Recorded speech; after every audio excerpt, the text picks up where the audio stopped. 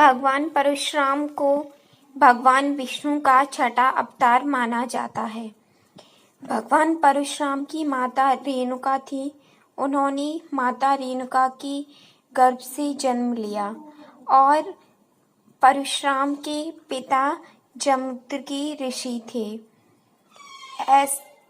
इसकी वीडियो में मैं आपको बताने वाली हूँ कि आखिर क्यों परशुराम भगवान ने क्षत्रियों को 21 बार इस धरती से परास्त किया था, इस धरती से क्षत्रियों का अंत किया था।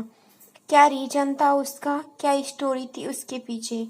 क्या भगवान परशुराम का क्रोध का कारण बने थे क्षत्रिय, या और कोई कहानी थी इसके पीछे? उसके लिए आपको ये वीडियो पूरी देखनी रहेगी। इसकी कथा मिलती है महाभारत के एक पुराण में। महाभारत की स्टोरी में बताया जाता है कि कार्तिकेय वीर्य नाम के एक राजा थे। वो राजा बहुत बलशाली थे, साथ ही भक्ति पूजा भी बहुत किया करते थे। कार्तिकेय वीर्य राजा का यश चारों तरफ फैला हुआ था और हर तरफ कार्तिकेय वीर्य की चर्चा भी थी। कार्तिकेय वीर्य ने बहुत तपस्या की और उसके बाद में 1000 सहस्त्र भुजाएं प्राप्त की। तभी से कार्तिकेय वीर्य को सहस्त्रबाहु अर्जुन के नाम से भी जाना जाने लगा। राजा सहस्त्रबाहु अर्जुन के वीरों की चर्चा चारों तरफ होने लगी थी। चारों तरफ राजा का यश फैल रहा था। साथ ही राजा ने कई लोगों को परास्त करके शासन भी अपना हर जगह बढ़ा लिया था। सहस्त्रबाहु अर्जुन को अपने बाणों पर घमंड हो गया था। यही कारण है कि सहस्त्रबाहु अर्जुन एक बार अपने समुद्र के पास गए और वहां पे अपने बाणों की वर्षा करने लगे, जिसकी वजह से राजा के जो बाण जा रहे थे उसकी वजह से समुद्र में मौजूद जीवों की मृत्यु हो रही थी। यह देखकर समुद्र से रहा नहीं गया और समुद्र प्रकट हुए, हाथ जोड़ के राजा सहस्त्रबाहु अर्जुन से विनती की कि हे राजन, आप अपने बाणों की वर्षा यहाँ क्यों कर रहे हैं? इससे तो मेरे अंदर जो जीव हैं उनकी हत्याएं हो रही हैं, उनकी मृत्यु हो रही है। कृपया आप अपनी बाणों को रोकिए। तभी राजा ने कहा कि जब तक तुम मुझे इस बात का जवाब नहीं दोगे कि ऐसा कौन है इस पृथ्वी पर जो मेरे बाणों का सामना कर सकता है, जो मुझे हरा सकता है, जो मुझे परास्त कर सकता है, मैं अपनी बाणों की वर्षा तुम पर यूं ही करता रहूंगा। तभी समुद्र ने उत्तर दिया कि हे राजन, आपको परास्त करने वाले भगवान परशुराम ने जमदग्नि ऋषि के घर जन्म लिया है। उनके पुत्र हैं परशुराम और वही तुम्हें हरा सकते हैं और तुम्हें परास्त कर सकते हैं, साथ ही तुम्हारे बाणों का सामना कर सकते हैं। यह सुनकर राजा को बहुत क्रोध आया और राजा ने उत्तर दिया कि मैं वहां पे जाऊंगा और भगवान परशुराम से युद्ध करूंगा।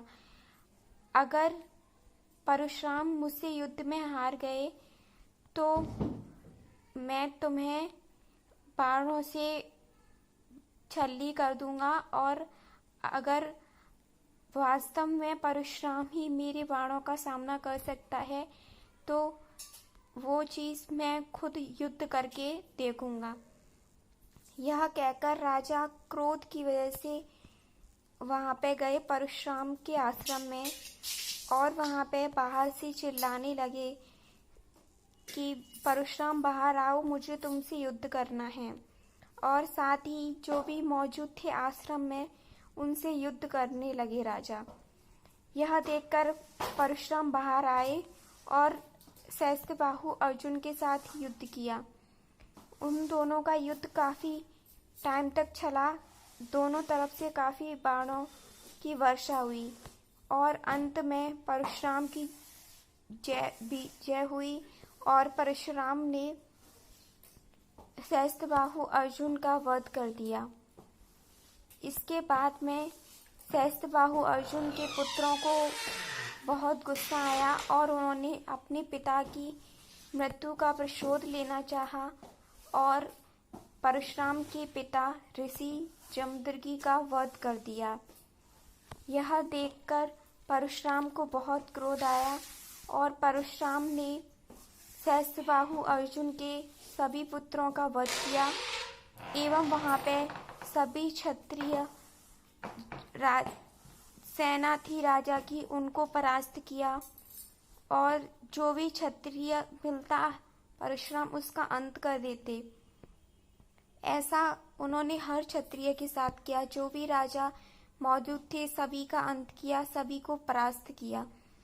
यह देखकर काफी क्षत्रिय अपना राज छोड़कर गुफाओं में चले गए और काफी दिनों तक वहीं रहे, क्योंकि क्षत्रिय अपने धर्म का पालन नहीं कर रहे थे।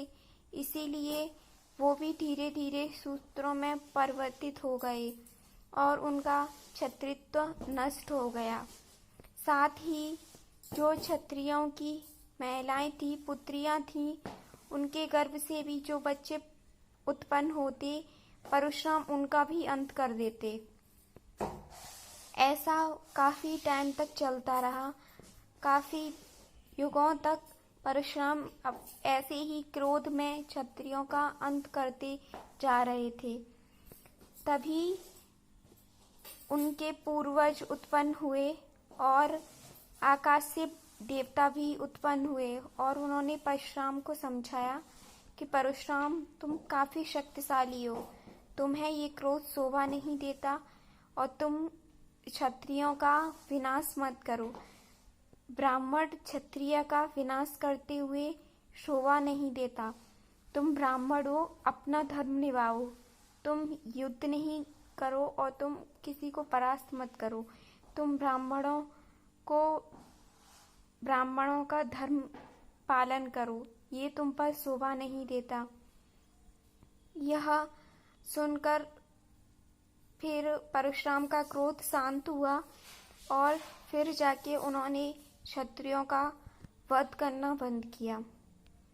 तो ये कहानी थी कि क्यों परशुराम ने 21 बार क्षत्रियों का वध किया था। फिलहाल इस वीडियो में इतना ही। अगर आपको वीडियो पसंद आई हो तो वीडियो को लाइक करें, कमेंट में ओम नमः शिवाय जय माता दी लिखें। साथ ही हमारे YouTube चैनल को भी जरूर सब्सक्राइब करें।